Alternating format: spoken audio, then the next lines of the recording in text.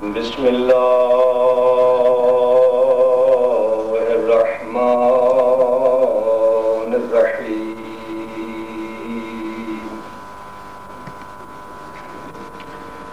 الحمد لله الذي نور قلوبنا ببلاء الحسنين وشرفنا باتباع الثقلين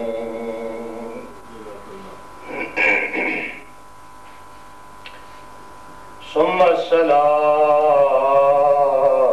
والسلام على رسوله الكريم الرسول المصدق والمصطفى الأمجد أبي القاسم محمد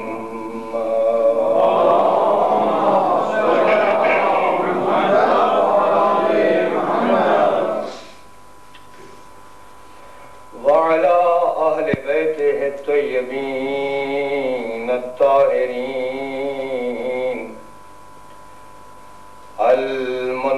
المنتجبين المعصومين المظلومين الذين أذهب الله عنهم الرجس وطهرهم تطهيرا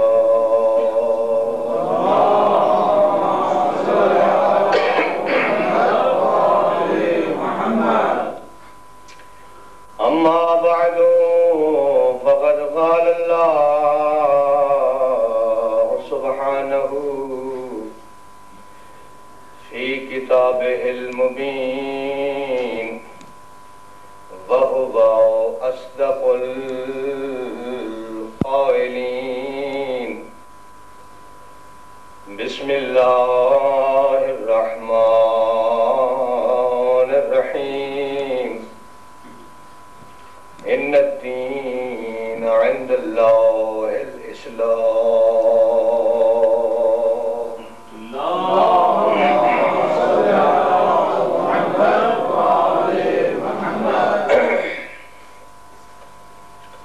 محترم سامعین،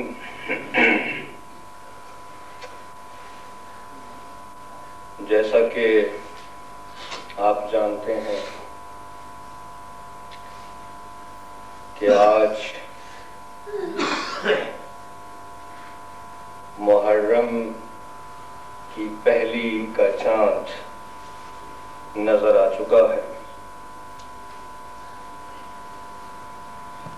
ہم ہر سال اس چاند کو دیکھتے ہی اپنے آپ کو آمادہ کرتے ہیں، کوشش کرتے ہیں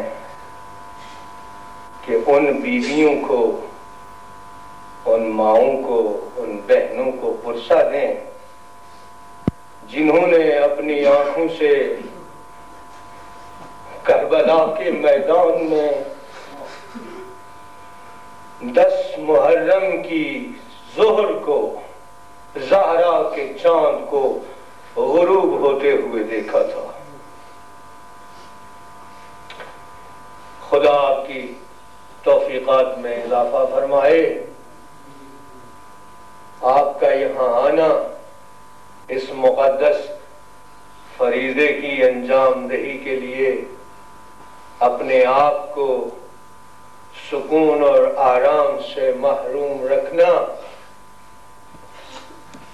دعا ہے کہ بصدقہ حضرت فاطمہ الزہراء آپ کی یہ کوششیں اللہ کی دربار میں منظور و مقبول ہوں،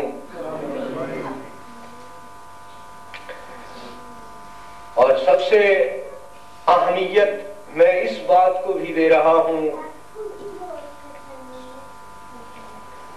کہ دیار غیر میں کفار کی ان بستیوں میں جہاں اللہ کا نام لینا بھی ایک تعجب خیز بات ہے، وہاں اللہ کے پاک نمائندے حسین مظلوم کی حسینیت کو زندہ رکھنا ایک بہت بڑے انقلاب کا پیش خیمہ ہے۔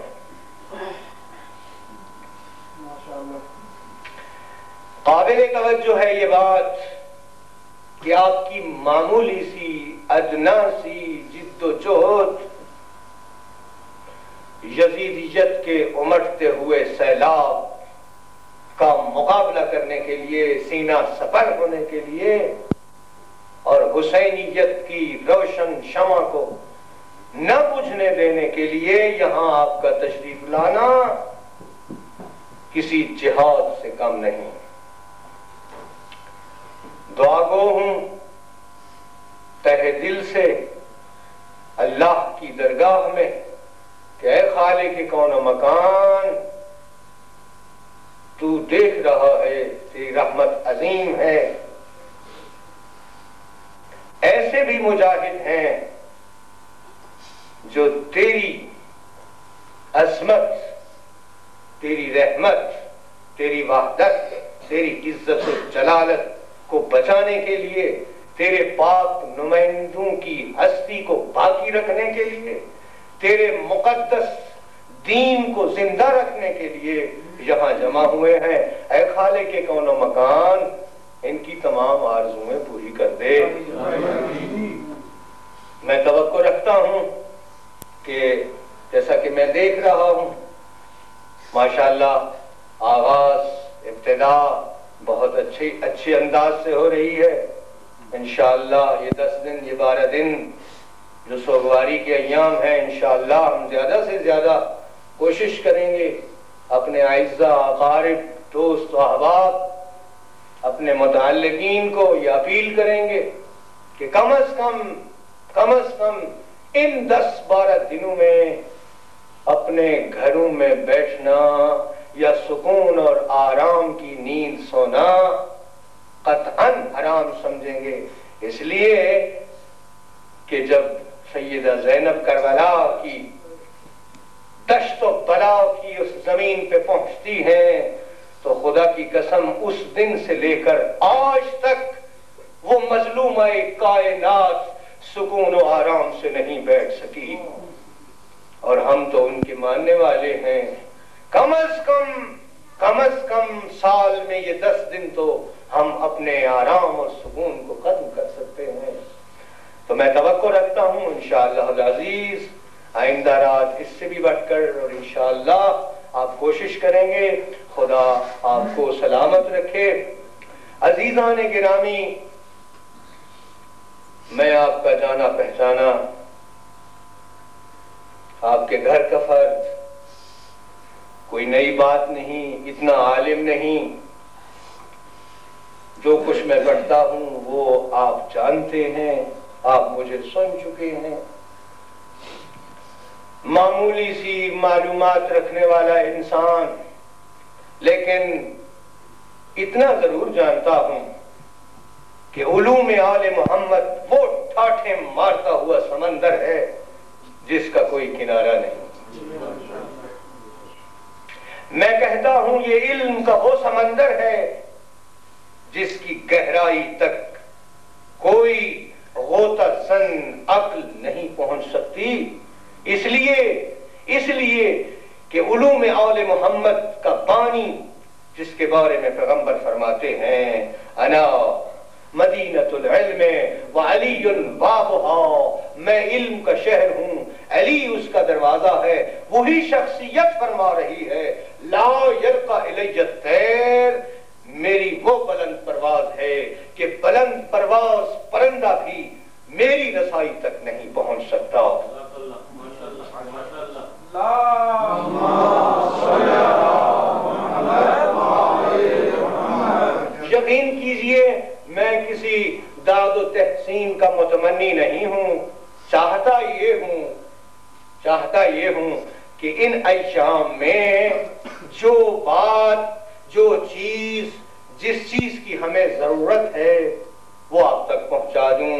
خدا کی قسم المیہ ہے ہماری ملت کے لیے کہ ہم سال میں 10 دن یہاں آتے ہیں، یقیناً اس کا ثواب پاتے ہیں، یقیناً ہمیں توقع ہے کہ ہماری آنسوؤں کی قیمت جنت ہے، لیکن دکھ ہوتا ہے اس وقت جب یہ آنسو بہانے والے چہرے سال کے باقی ایام میں، اب میں نہیں کہہ سکتا، میری زبان کو جرأت نہیں، وہ اس لیے کہ مذہب اور دین کے متعلق مکمل معلومات نہیں۔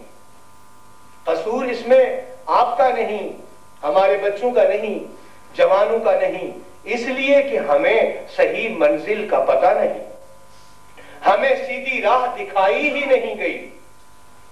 اور الحمدللہ کتنی مسرت کی بات ہے کہ یہ مقدس مقام، یہ امام بارگاہ آپ کے لیے ہمیشہ کے لیے کھلا ہے، عالم دین موجود ہے۔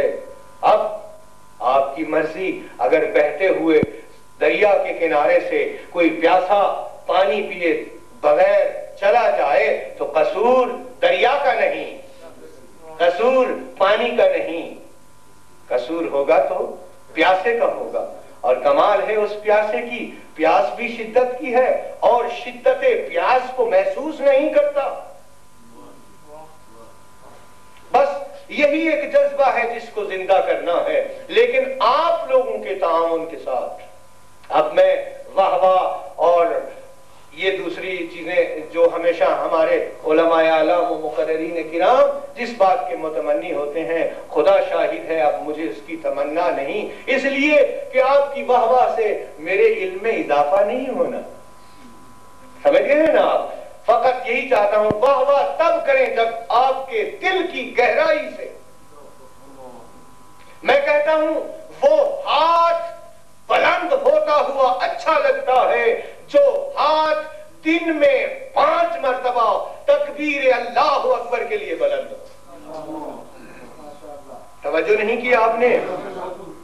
آپ کی اجازت کے ساتھ، اسی تمنا کے ساتھ کہ کہیں ایسا نہ ہو کہ میری مجلس سن کے آپ لوگ گھر جائیں اور باہم جب تبصرہ کریں تو کہیں کہ مولانا نے تو آج کچھ پڑھا ہی نہیں، آج مولانا ڈھیلے رہے، ساڑی پنجابی سے کہنے نے مونج کٹندہ گیا ہے۔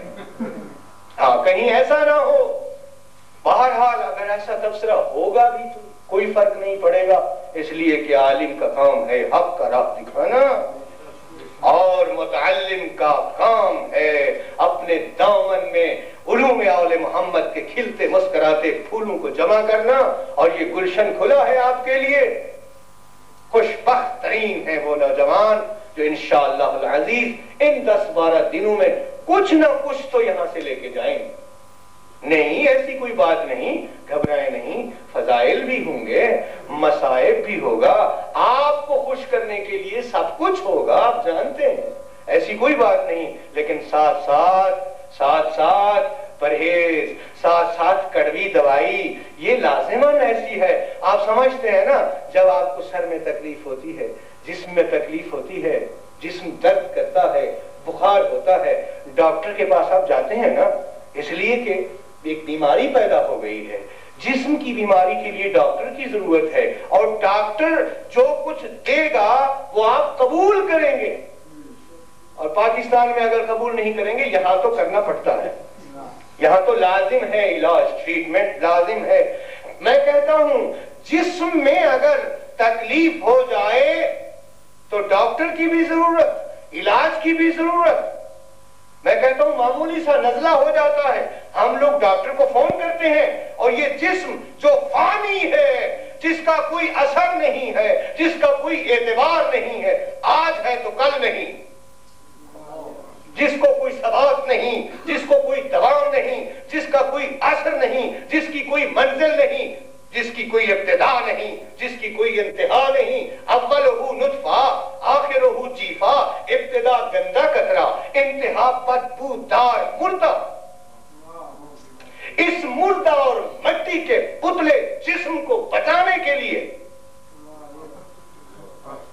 توجہ نہیں کیا آپ نے، ایک معمولی سی تکلیف کو دور کرنے کے لیے ہم ڈاکٹر کو فون کرتے ہیں، ڈاکٹر آتا ہے، ٹریٹمنٹ ہوتا ہے، اور جب جسم محفوظ ہو جاتا ہے شکر پڑھتے ہیں، اپنے کاموں میں لگ جاتے ہیں۔ میں کہتا ہوں جسم کے طرف اتنی توجہ، اور جو روح ہے جس نے زندہ رہنا ہے، جو اللہ کی طرف سے ہے، وہ روح جس میں محمد و آل محمد کی محبت ہے، توجہ نہیں کیا آپ نے؟ جب تک وہ روح زندہ ہے، حسین زندہ ہے اس روح میں، حسینیت زندہ ہے اس روح میں، روح زندہ ہے اول سے آخر تک۔ خدا کی قسم، میرا چوتھا امام فرماتا ہے انسان ہے وہ شخص جو اپنی روح کو زندہ رکھے، اس روح کو آلودگیوں سے بچائے، بیماریوں سے بچائے۔ جس طرح جسم کے لیے ڈاکٹر کی ضرورت ہے، اس روح کی بیماری کے لیے روحانی ڈاکٹر کی ضرورت ہے، روحانی ڈاکٹر کی ضرورت ہے۔ اور جب روحانی ڈاکٹر بھی موجود ہو، روح بھی زخمی ہو، روح بھی بیمار ہو، میں کہتا ہوں بدبختی ہے نا پھر کہ روحانی ڈاکٹر کو کم از کم فون ہی نہ کیا جائے۔ میں اپنی طرف اشارہ نہیں کر رہا، یہ کہیں نہ سمجھیں، لیکن مقام حجت ہے، اتمام حجت کے لیے عرض کر رہا ہوں کہ اس روح کی تسکین کے لیے، اس روح کو صحت مند رکھنے کے لیے ڈاکٹر کی ضرورت ہے، علاج کی ضرورت ہے، کم از کم اور کچھ نہیں۔ اب آپ کی لگام میرے ہاتھ میں ہے، اب آپ میرے سامنے ہیں، انشاءاللہ مجھے معلوم ہے کہ روح کی کون سی بیماریاں ہیں، بیماریاں بھی بتاؤں گا، علاج بھی بتاؤں گا، آگے آپ کی مرضی۔ بہرحال کڑوا گھونٹ تو آپ کو پینا ہی ہوگا، سخت باتیں تو آپ کو سننا ہی ہوں گی۔ میں کیا کہنے والا ہوں، میری کیا حیثیت ہے، میں وہی کچھ کہوں گا جو محمد و آل محمد کا فرمان ہے۔ صلوات پڑھ لیجیے۔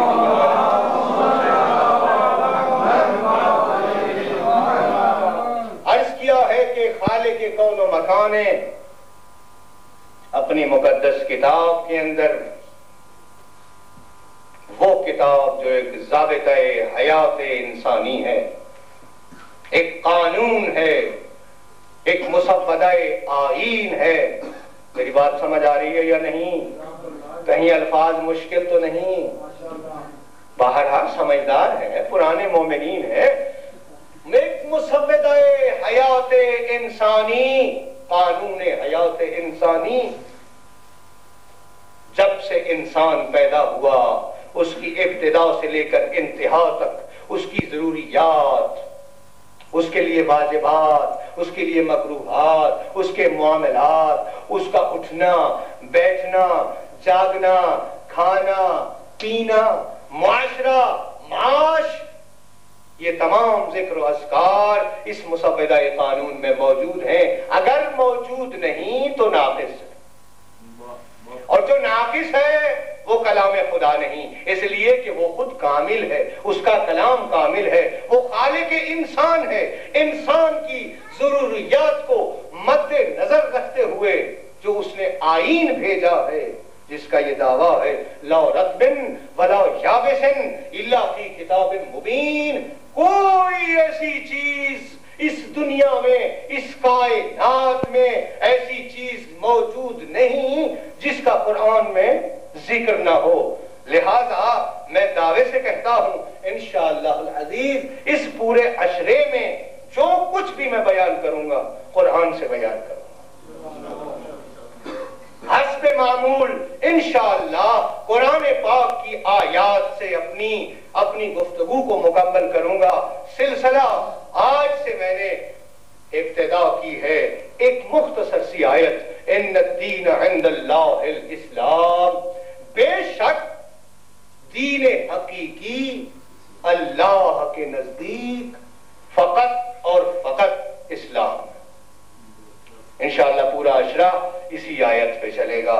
بے شک دین حقیقی اللہ کے نزدیک، اللہ کے نزدیک جو دین ہے، جو مذہب ہے، جو حقیقی مذہب ہے وہ ہے اسلام۔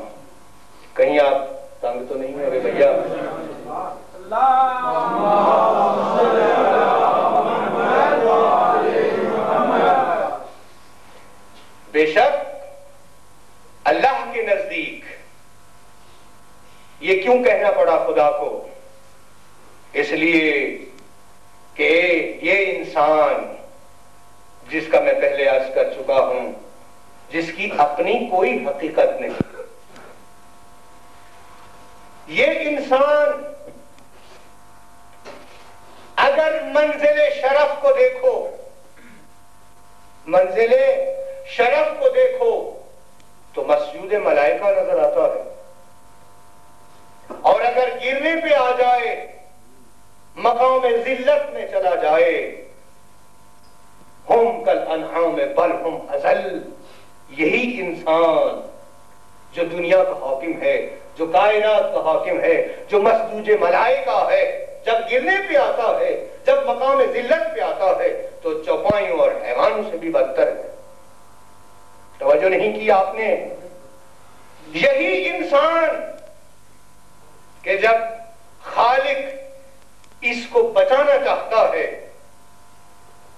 یہی انسان کہ جسے خلافت عرضی سونپی جا رہی ہے، جسے نیابت الہی کی منزل ملنے والی ہے، یہ انسان جب اللہ اسے بچانا چاہتا ہے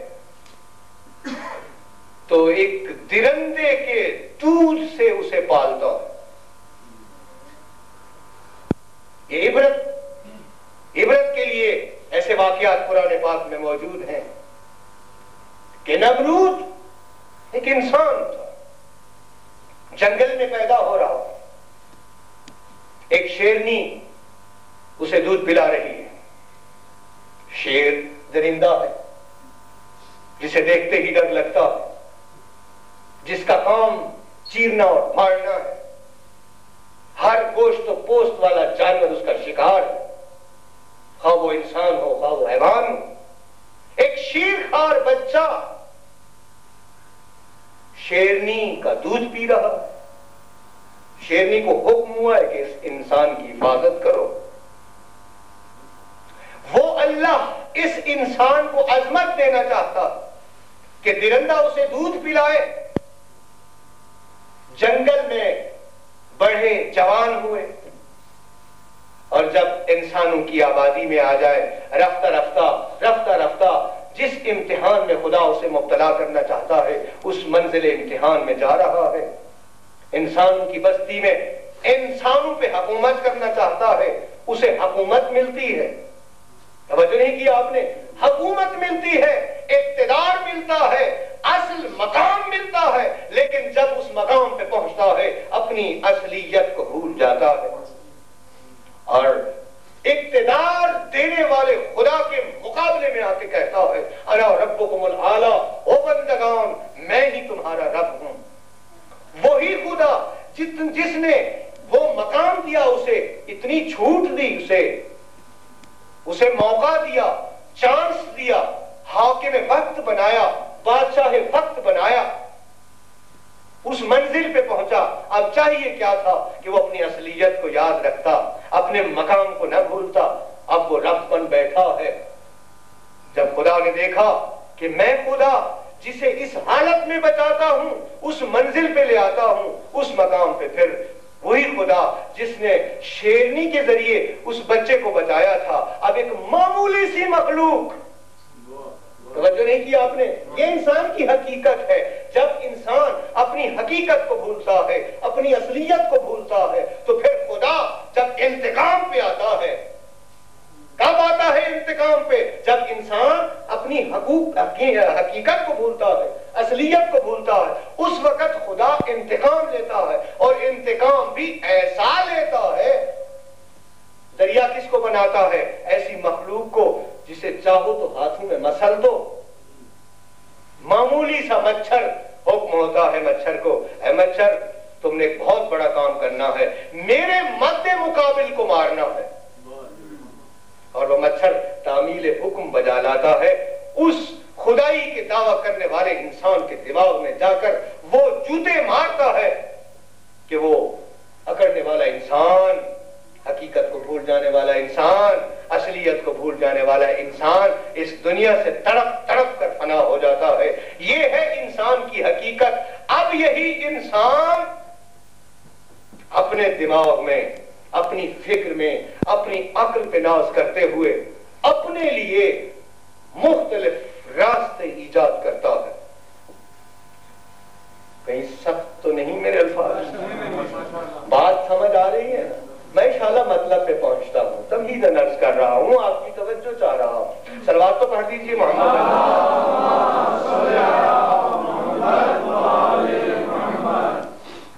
رستے اختیار کر رہا ہے، نیابت الہی کو ڈھونڈ رہا ہے، اس منزل کی طرف جانا چاہتا ہے جو منزل خدا نے اسے دی، اور جس رستے کو اختیار کر رہا ہے اس رستے کو کہا جاتا ہے دین. دین یعنی راستہ، مذہب. اب اس طریقے سے ہزاروں راستے ہزاروں انسانوں نے منتخب کیے، لیکن اللہ نے دو ٹوک فیصلہ کرتے ہوئے ارشاد فرمایا، او انسانوں، او بندگان، حقیقی راستہ جو میرے نزدیک ہے، یعنی وہ راستہ جو تمہیں مجھ تک پہنچائے گا، وہ اسلام ہے. اب اسی دین اسلام کے متعلق لوگ آزادی چاہتے ہیں. انسان آزادی پسند ہے، پابندی نہیں چاہتا. حالانکہ سوچنا چاہیے اسے کہ انسان کسی بھی حالت میں آزاد نہیں. میں کہتا ہوں کم از کم قید زندگی سے تو آزاد نہیں. یعنی یہاں زندہ رہنے کی بھی تو ایک پابندی ہے نا. یا کم از کم دوسرے الفاظ میں علامہ اقبال کی زبان میں یوں کیوں نہ کہوں، تیرے آزاد بندوں کی نہ یہ دنیا نہ وہ دنیا، یہاں مرنے کی پابندی، وہاں جینے کی پابندی. کم از کم مرنے کی پابندی تو ہے ہی نا، کہ ابھی موت آئی، آج آئی، کل آئی، اگلے سانس میں آئی. گویا انسان پابند ہے نا. کم از کم انتظار موت میں تو پابند ہے. معمولی سی پابندی ہے ضرور. یہ انسان، اس مغرب میں رہنے والا انسان، اب توجہ آپ کی اس طرف مبذول کرا رہا ہوں کہ جو لوگ یہ کہتے ہیں کہ کسی چیز کی پابندی نہیں ہونی چاہیے، آزادی ہی آزادی ہونی چاہیے، انسان آزاد پیدا ہوا ہے، آزاد رہنا چاہیے. میں کہتا ہوں اس پوری کائنات میں پتھروں کو لو، نباتات کو لو، حیوانات کو لو، کوئی بھی چیز آزاد نہیں. پتھروں کو دیکھو تو وہ اپنی اس حیت میں پابند ہے. پتھر سنگ ہیں، پتھر ہیں، وہ بھی اپنی جس شکل میں موجود ہیں اس شکل سے ایک معمولی سا ذرہ آگے نہیں بڑھ سکتے. پابند ہے نا.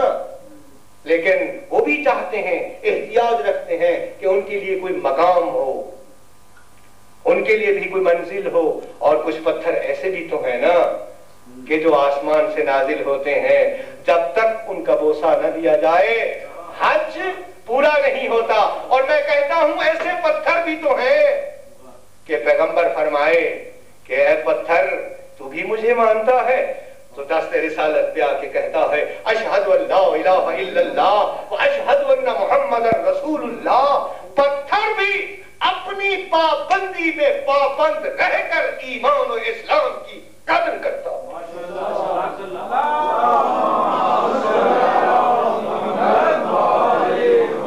اور اگر اب اگلی منزل میں چلیں، نباتات کو دیکھیں، ان جڑی بوٹیوں کو دیکھیں، یہ بھی احتیاج رکھتے ہیں فضا کی، آب و ہوا کی، پانی کی. جب تک ان کو یہ چیزیں نہ ملیں یہ پودے آگے نہیں بڑھ سکتے. یہ معمولی سا بیج درخت نہیں بن سکتا، یہ بھی محتاج ہے. اور جو چیز محتاج ہو وہ پابند ہے، آزاد نہیں.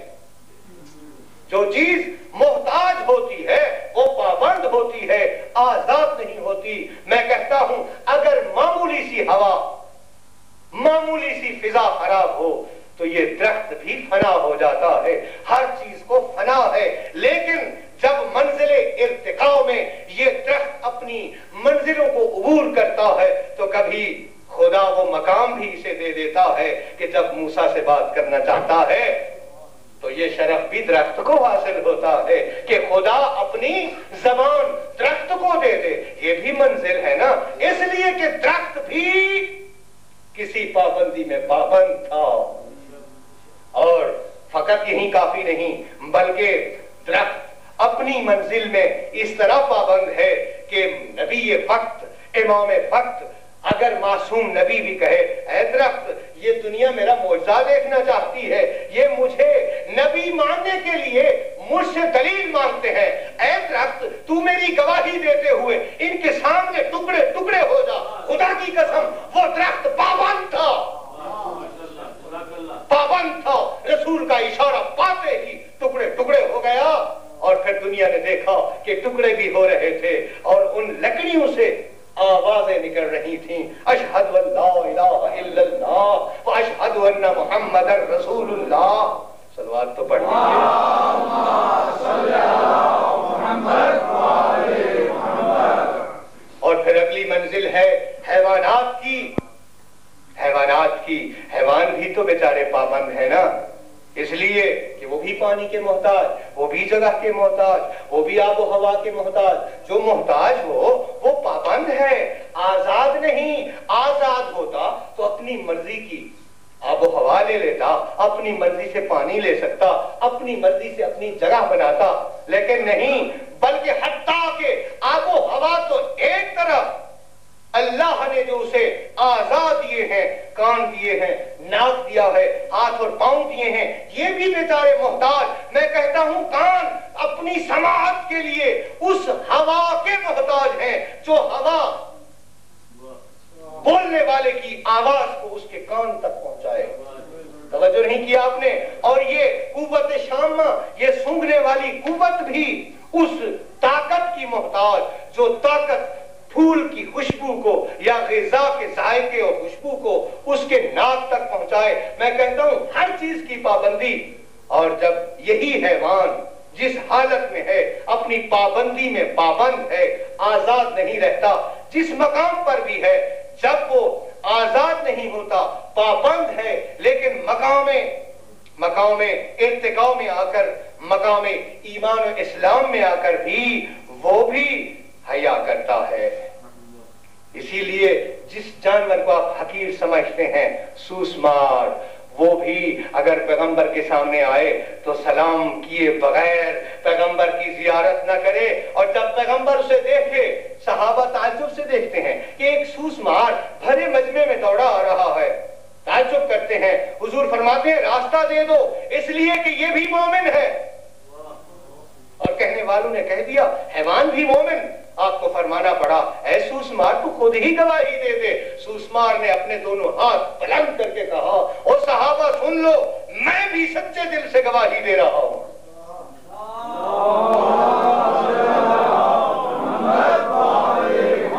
اشہد ان لا الہ الا اللہ واشہد ان محمد رسول اللہ.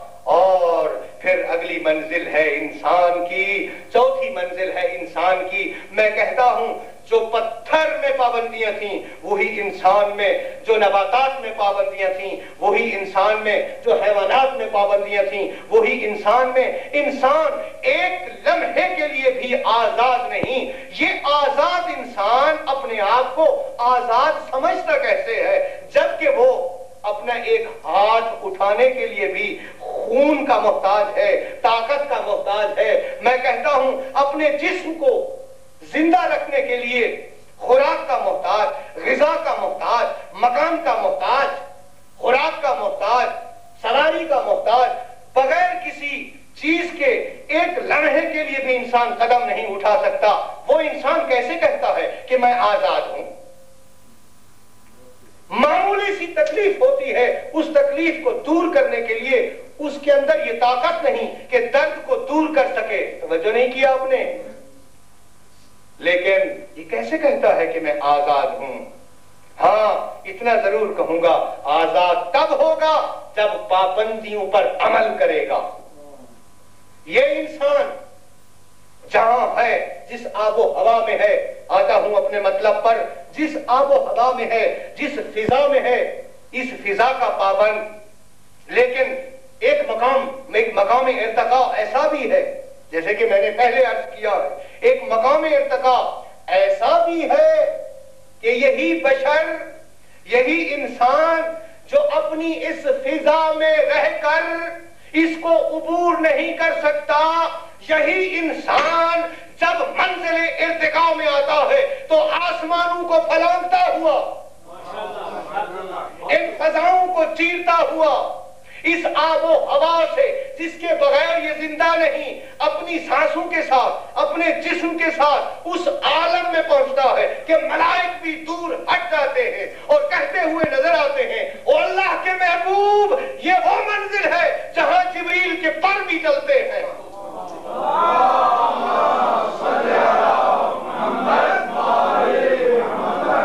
ادھر وہ انسان ہے کہ منزل ارتقاء میں مقام قدس پہ پہنچتا ہے کہ خدا کو بھی کہنا پڑتا ہے کہ میرے اتنے قریب آیا، کعبہ قوسین او ادنا، ایک تیر کمان کے حد فاصلہ سے بھی کم اس منزل پہ پہنچا۔ اور جو نہ سمجھنے والے انسان ہیں، جو پابندیوں پہ عمل نہ کرنے والے انسان ہیں، وہ کہتے ہوئے نظر آتے ہیں کہ نبی کو معراج روحانی ہوئی۔ اول تو مانتے نہیں، کہتے تھے یہ آسمان، یہ ایک جسم ہے۔ توجہ ہے میری طرف، بس تھوڑا سا اس پہ تھوڑے سے الفاظ، چند وقت آپ سے لوں گا، چند منٹ آپ سے، آپ کی توجہ کے لیے۔ یہ معمولی سا فلسفہ، اس زمانے میں کہا جاتا تھا کہ یہ آسمان ایک جسم ہے، ایک چادر ہے، ایک جسم ہے اور اس کو کوئی عبور نہیں کر سکتا۔ لیکن 1000 سال کے بعد ہماری یہ سائنس ہمیں بتلاتی ہے کہ آسمان کوئی جسم نہیں بلکہ سم سے بلند ہے، ایک بلندی ہے جس کا نام آسمان ہے۔ کوئی رکاوٹ نہیں، کوئی ایسی جسم نہیں جس کو ہم کاٹ کے آگے نکل جائیں، کیونکہ تجربہ کیا گیا ہے۔ اب اس زمانے کے لوگ کیا کہا کرتے تھے کہ اگر رسول اسی جسم کے ساتھ معراج پہ گئے تھے تو پھر آسمان کو توڑ کر گئے ہوں گے، اور آسمان ایک ایسی چیز ہے بزرگوار کہ اگر ٹوٹ جائے تو پھر جوڑ نہیں سکتا۔ لہذا آسمان کو بچانے کے لیے اپنے نبی کے معراج کا انکار کر رہے ہیں، تو کہہ رہے ہیں کیا کہ رسول نے خواب دیکھا تھا، روح تھی رسول کی جو گئی تھی، ایک روحانی معراج ہوا تھا۔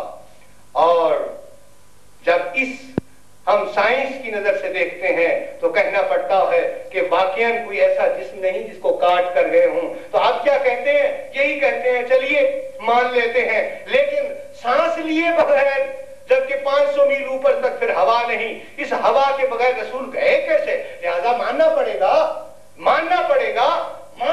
گا کہ روحانی معراج ہوا۔ اور جب زیادہ زور دو اس بات پہ تو ایک روایت گھڑ دیں گے، ایک حدیث نکال لیں گے، اس لیے کہ حدیث بنانا کوئی مشکل کام نہیں۔ کیا کہ حضور کو معراج روحانی ہوئی، جسمانی نہیں۔ او بھیا کیوں؟ کیا تکلیف ہے؟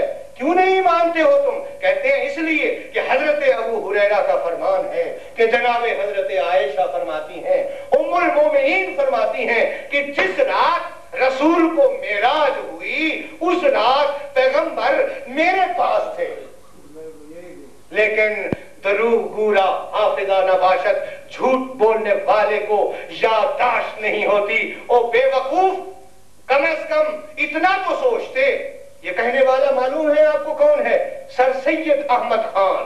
سر سید احمد خان علی گڑھ یونیورسٹی کا بانی، اسلامیات میں scholar, doctor, P H D, اور ایسا ذمہ دار شخص حضرت عائشہ پہ الزام لگاتا ہے، خدا کی قسم ہم ام المومنین کی عظمت کے قائل ہیں، ہم حضرت عائشہ پہ حرف نہیں آنے دیں گے۔ اور سر سید احمد خان کے گریبان سے پکڑ کر یہ بندہ ناچیز سوال کرتا ہے، اور بندہ خدا تم نے اتنی جلدی بغیر سوچے سمجھے یہ بات کہہ ڈالی، یہ بھی نہ دیکھا کہ اس بات سے ڈائریکٹ ام المومنین پہ حرف آتا ہے۔ وہ اس طرح کہ معراج ہوئی مکہ میں اور حضرت عائشہ سے شادی ہوئی مدینہ میں۔ جب شادی ہی نہیں ہوئی تھی، جب عائشہ بی بی گھر میں ہی نہیں تھی، تو پھر رسول کا وہاں ہونا کیسا تعجب کا مقام ہے. اس لیے کہ رسول کا معراج روحانی مانو جسمانی نہ مانو. تو ہم یہ پوچھتے ہیں ماننے کی ضرورت ہی کیا ہے؟ نہ مانو. کہتے ہیں ماننا تو ہے اس لیے کہ قرآن میں ہے. توجہ نہیں کیا آپ نے؟ اگر جسمانی نہیں مانتے ہو تو روحانی مانو. روحانی مانتے ہو تو کیوں مانتے ہو؟ ضرورت کیا ہے؟ نہ مانو. کہتے ہیں اس لیے مانتے ہیں قرآن میں ہے. تو میں یہ سوال کرتا ہوں اگر ماننا بھی ہے اور ویسا ماننا ہے جیسا قرآن میں ہے تو مانو جس طرح قرآن میں ہے. پوچھو قرآن سے اگر قرآن پہ نظر پڑتی، اگر یہی بات ہے کہ قرآن میں ہے لہذا مانتے ہیں، اور بندگان خدا اگر قرآن میں ہے جیسے قرآن میں ذکر ہے ویسے تو مانو.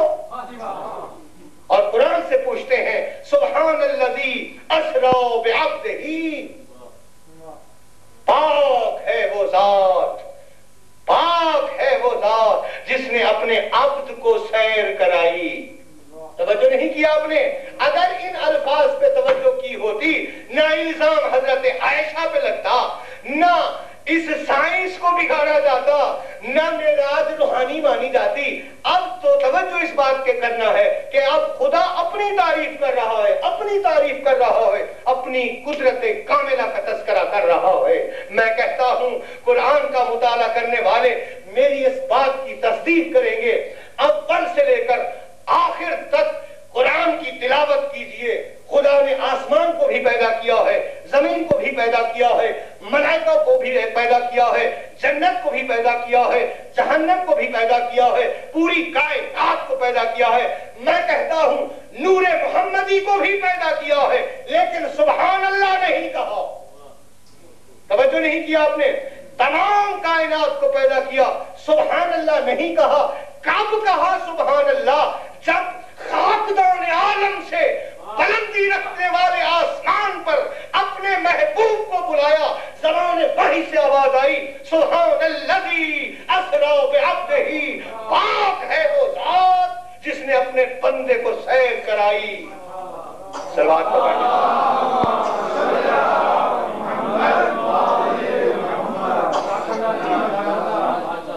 پاک ہے وہ ذات جس نے اپنے عبد کو سیر کرائی رات کے وقت.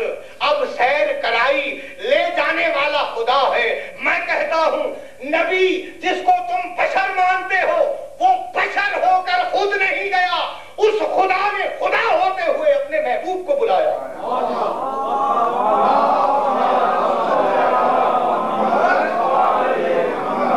خود نہیں گئے. اگر خود جاتے، میں کہتا ہوں اگر خود جاتے تو ان کو ذریعے کی ضرورت ہوتی، اس فضا کو چیرنے کے لیے آکسیجن کی ضرورت ہوتی، ایک چیلنجر کی ضرورت ہوتی، نہ جانے کیا کیا ضرورت ہوتا.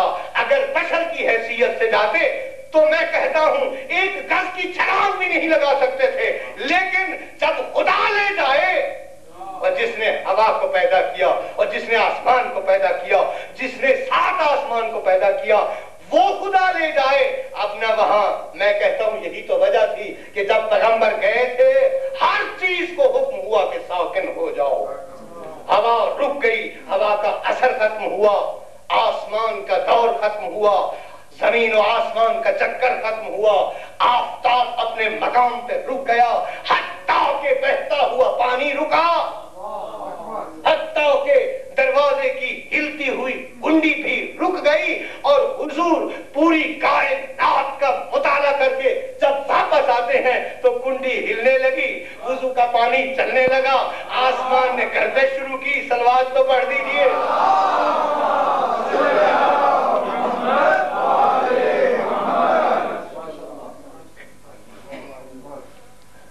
معلوم ہوتا ہے کہ اب آپ کی توجہ ہو گئی ہے.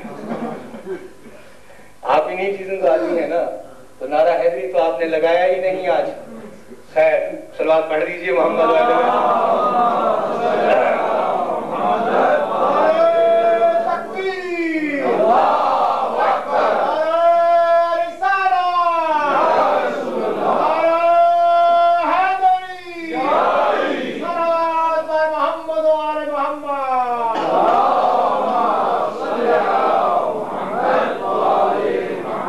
میں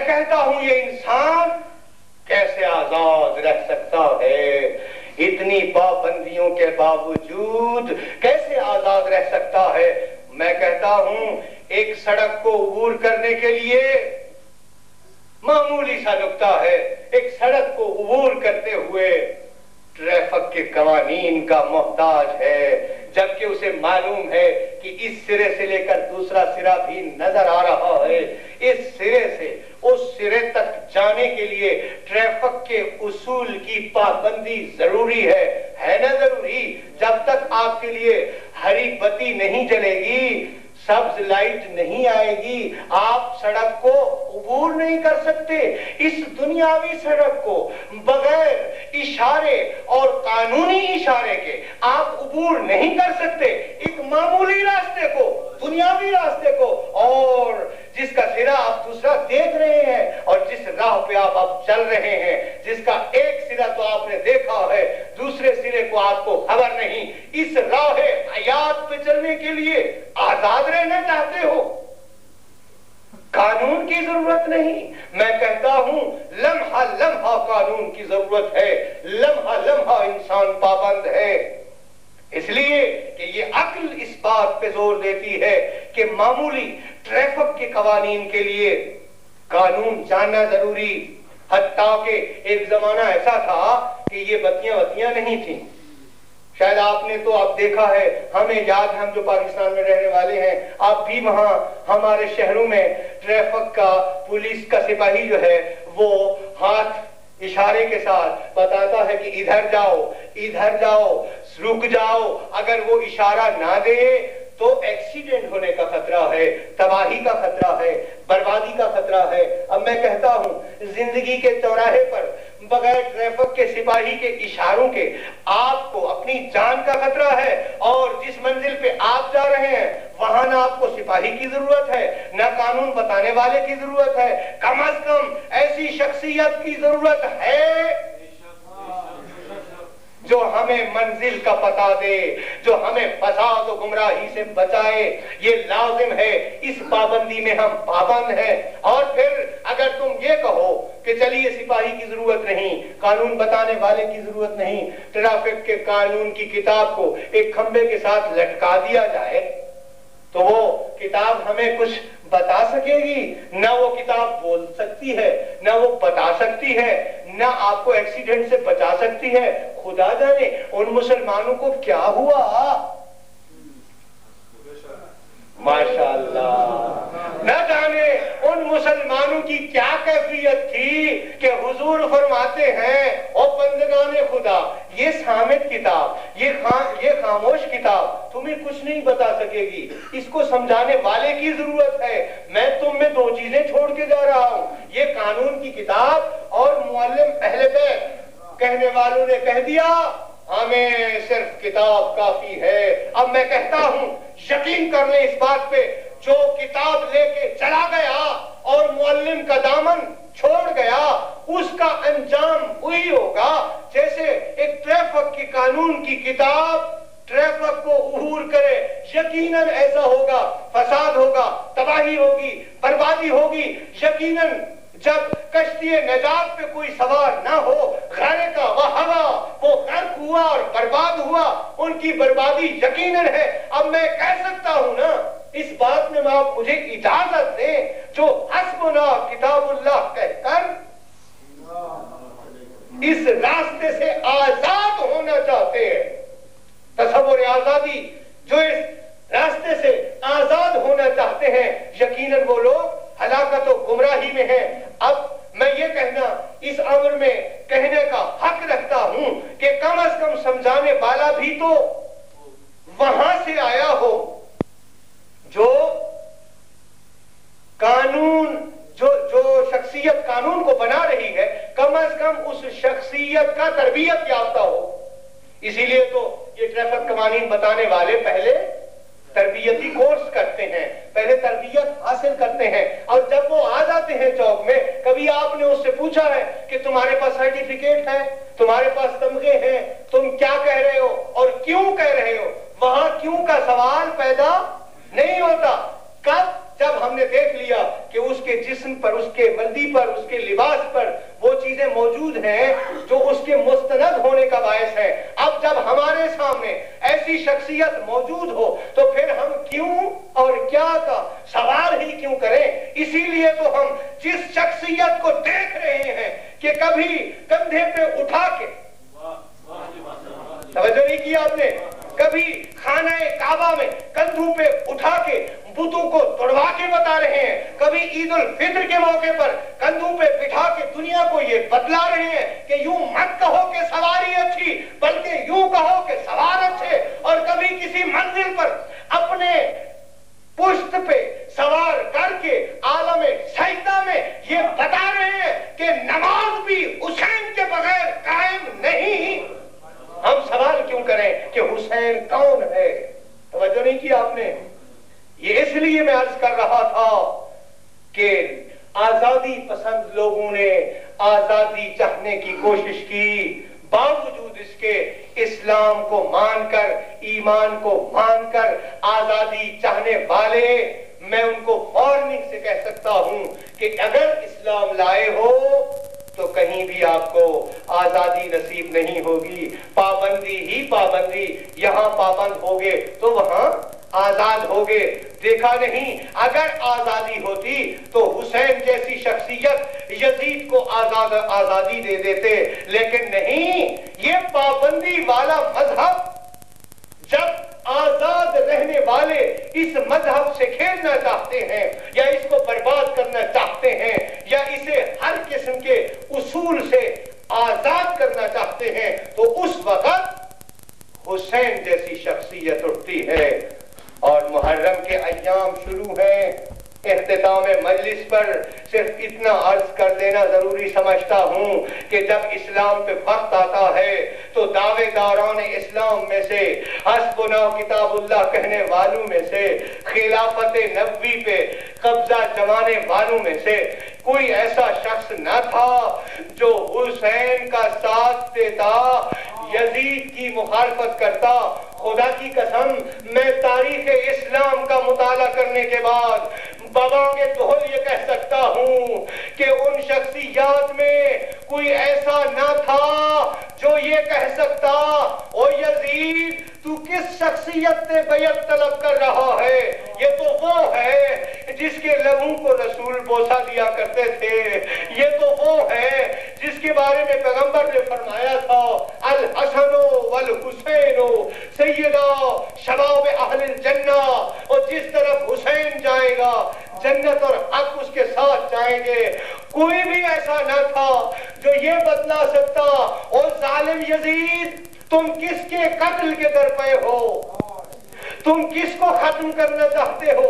اس حسین کو جو دین کی بقا کا دوسرا نام ہے، تم اس حسین کو ختم کرنا چاہتے ہو جس کے خون کے قطرات بیابان کربلا کو معلّہ بنا دے، وہ حسین جس کو تم مارنا چاہتے ہو، جس کا خون خاک میں مل کر خاک شفا بننے والا ہے، اس حسین کو مارنا چاہتے ہو۔ توجہ نہیں کیا آپ نے؟ اس حسین کو ختم کرنا چاہتے ہو جو بنا لا الہ الا اللہ ہے۔ اگر حسین نہ ہوتے، عزیزان گرامی، اگر فاطمہ کا یہ لال نہ ہوتا، آج اسلام نہ ہوتا، آج مذہب نہ ہوتا، آج دین نہ ہوتا، آج محمد مصطفیٰ نہ ہوتا، محمد مصطفیٰ کا نام نہ ہوتا، آج خلفاء کا نام نہ ہوتا، میں کہتا ہوں آج جس کا طاقت کو تم طاقت سمجھ کر سپر پاوروں کا مقابلہ کرتے ہو، آج وہی پاور کہاں سے آئی آپ کے ہاتھ میں؟ میں کہتا ہوں یہ وہ پاور ہے، یہ وہ طاقت ہے کہ ایک بے طاقت ششماہ بچے علی اصغر کی پیاس سے یہ طاقت حاصل ہوئی۔ توجہ نہیں کی آپ نے؟ اور جب یہ وقت آتا ہے یزید کا پیغام حسین تک پہنچتا ہے، جب حسین یہ پیغام سنتے ہیں، خدا کی قسم جب ایسی کوئی بات ہوتی تھی، حسین اپنی ہمدرد بہن، اپنے اس مشن میں اپنی ساتھی بہن کے گھر میں جاتے تھے، خاموش ہو کر سر جھکا کے جب بیٹھتے تھے، بہن آگے بڑھ کے بھائی کے ہاتھوں پہ بوسہ دے کے پوچھا کرتی تھی، بھیا حسین کیا بات ہے؟ جب زینب نے ایسا کیا، حسین نے جھکے ہوئے سر کو اٹھایا۔ جب زینب نے دیکھا کہ بھائی نے سر اٹھایا ہے، زینب تڑپ جاتی ہیں، عرض کرتی ہیں، بھیا آپ کی آنکھوں سے آنسو، آپ کی آنکھوں سے یہ آنسو میں کیا دیکھ رہی ہوں؟ حسین فرماتے ہیں، بہن زینب معلوم ہے ایک دفعہ میرے نانا نے بھی ہجرت کی تھی، آج امت ظالم مجھے اپنے نانا کا وطن چھڑانا چاہتی ہے، مجھ حسین سے بیعت طلب کرنا چاہتی ہے۔ بہن زینب اب میں کیا کروں؟ خدا کی قسم جب حسین نے یہ سوال کیا، حضرت زینب زمین پہ ہاتھ رکھ کے اٹھتی ہے، بھائی کو گلے لگا کے فرماتی ہے، عرض کرتی ہے، بھیا کس بات سے گھبراتے ہو؟ کس بات سے گھبراتے ہو؟ کس مدد کی ضرورت ہے؟ حسین سر جھکا کے کہتے ہیں، بہن زینب یہ ہاشمی جوان تو کام آ جائیں گے، یہ سب ختم ہو جائیں گے، مجھے معلوم ہے ہمارا خون رنگ لائے گا، لیکن بہن زینب ہمارا خون کافی نہیں، اس اسلام کی غرق ہوتی ہوئی کشتی کو بچانے کے لیے اس طوفان میں اے زینب تیری چادر بادبان کا کام دے گی، بہن زینب تیری چادر کی ضرورت پڑے گی۔ خدا کی قسم زینب نے برجستہ شیر دلانہ انداز میں عرض کیا، بھیا حسین گھبراؤ نہیں، زینب تمہارے ساتھ ہے، انشاءاللہ میں اپنی اولاد تک قربان کر دوں گی، میں اپنے پردے تک قربان کر دوں گی۔ خدا کی قسم زینب کی یہ جملے پورے ہوئے اور میدان کربلا میں میں کہتا ہوں کوئی خاتون ایسی نہ تھی، ہر خاتون کی جھولی ویران نہیں ہوئی، ایک واحد شخصیت زینب تھی کہ جس نے اپنی پوری کی پوری اولاد اپنی نسل تک حسین پہ ختم کر دی۔ عزادارو حسین تیار ہوئے، رات کا وقت ہے، مختصر کروں، حسین اپنی بہنوں کو ساتھ لے کر، اپنی بیٹیوں کو ساتھ لے کر سب سے پہلے اپنے نانا کی قبر پہ آتے ہیں۔ اب اس منظر کو دیکھیے، جب نانا کی قبر پہ آتے ہیں، عزادارو حسین اپنے نانا سے ایک جملہ کہتے ہیں، عرض کرتے ہیں، نانا جان آج آپ کی امت پہ وہ وقت آیا ہے کہ حسین آپ کی امت کو بچانے کے لیے اپنا سر دینے کے لیے تیار ہے، اپنا گھر دینے کے لیے تیار ہے۔ عزادارو حسین کے یہ جملے ختم ہوئے کہ حضور نبی اکرم خاتم المرسلین اپنی کمر سے کمر تک باہر آئے۔ روایت میں ہے کہ پیغمبر نے اپنے پیارے نواسے کو گلے سے لگایا، حسین نے غش کیا، جب غش سے اٹھے تو فرماتے ہیں، بہن زینب نانا نے اجازت دی ہے کہ میں مدینہ چھوڑ دوں، تمہاری کیا مرضی ہے؟ تو نواسیوں نے بڑھ کے کہا، اگر نانا کا حکم ہے تو بھیا حسین ہم آپ کے ساتھ ہیں۔ عزادارو اس وقت جناب امام مظلوم اپنی بہنوں کو لے کر، اب آپ اندازہ لگائیے، یقیناً پیغمبر کی دربار سے ہٹ کر روضہ نبوی کو چھوڑ کر حسین یقیناً اپنی ماں کی قبر پہ گئے ہوں گے۔ میں کہتا ہوں جب حسین چلے تو پیچھے سے آواز آئی، حسین گھبرانا نہیں، تم مدینہ چھوڑ کے جاؤ گے، یہ نہ سمجھنا کہ تمہارا نانا مدینے میں رہے گا، حسین جہاں جہاں تمہارا قافلہ جائے گا تمہارا یہ مظلوم نانا بھی ساتھ جائے گا۔ خدا کی قسم جس منزل پر حسین نے قیام کیا تھا پیغمبر ساتھ تھے، ہر مقام پہ پیغمبر ساتھ تھے۔ شاید پیغمبر نے وہ مقام بھی دیکھا ہو جب فرات کے کنارے سے حسین کے خیمے اکھڑ رہے تھے، شاید پیغمبر نے وہ وقت بھی دیکھا ہو جب عباس گھوڑے سے گرے ہوں گے، اصغر نے تیر کھایا ہوگا، اون و محمد میدان کارزار میں شہید ہوئے ہوں گے، لیکن ایک وقت ایسا آیا تھا کہ یہ پیغمبر بھی جو مدینے سے حسین کے ساتھ چلا تھا، جب 5ویں ضرب شمر نے چلائی تھی تو پیغمبر بھی چھوڑ کے چلے گئے تھے۔ اسی وقت حسین نے کہا تھا، نانا جان آپ تو ساتھ ہیں، لیکن نانا کیا آپ میرا ساتھ دیں گے؟ آپ میرا ساتھ دیں گے؟ لیکن پیغمبر نے فرمایا ہاں بیٹا، ایک مقام ایسا ضرور آئے گا کہ میں وہ منظر نہ دیکھ سکوں گا۔ حسین فوراً بولتے ہیں نانا جان اگر وہ منظر آپ نہیں دیکھ سکیں گے، مجھے تو اس منزل تک ایک مکمل ساتھی کی ضرورت ہے۔ میں سمجھتا ہوں کہ سب چھوڑ جائیں گے لیکن اماں نہیں چھوڑیں گی۔ حسین آتے ہیں ماں کی قبر پہ، عرض کرتے ہیں اماں جان تمہارا لاڈلا اس مدینے سے جا رہا ہے۔ اماں آج نانے کی امت نے وطن چھڑانا ہے، میں اس منزل سے جا رہا ہوں۔ جناب سیدہ کمر پہ ہاتھ رکھ کے، عزادارو کمر پہ ہاتھ رکھ کے جناب سیدہ کا جسم اطہر قبر سے باہر آتا ہے، بیٹے کے گلے لگا کے فرماتی ہیں حسین بیٹا تم چلو، جس منزل پہ جاؤ گے یہ دکھیا زہرا بھی ساتھ ہوگی۔ عزادارو حسین عرض کرتے ہیں اماں جان کیا مکمل ساتھ دے گی؟ لیکن نہیں، جناب زہرا بھی ایک مقام پہ رک کے عرض کر فرماتی ہے بیٹا حسین ہو سکتا ہے میں وہ منظر نہ دیکھ سکوں جب ظالم شمر کا خنجر چلے گا۔ عزادارو حسین وہاں سے ایک جملہ کہہ کے چلتے ہیں اماں جان پھر کوئی ہے ایسا جو میرا ساتھ دے سکے؟ پیچھے سے کسی نے دامن کو کھینچ کے عرض کیا بھیا حسین گھبراؤ نہیں، نانا بھی چھوڑ کے چلا جائے گا، اماں بھی چھوڑ کے چلی جائے گی، بابا بھی چھوڑ کے چلے جائیں گے، بھائی حسن بھی چھوڑ کے چلے جائیں گے، ایک دکھیاری زینب ہوگی، تلے زینبیہ ہوگا، آنکھوں سے دیکھتی رہوں گی، ظالم کا خنجر چلتا رہے گا۔ لعنت اللہ علی القوم الظالمین وسيعلم الذين ظلموا أي منقلب ينقلبون۔ ماتم حسین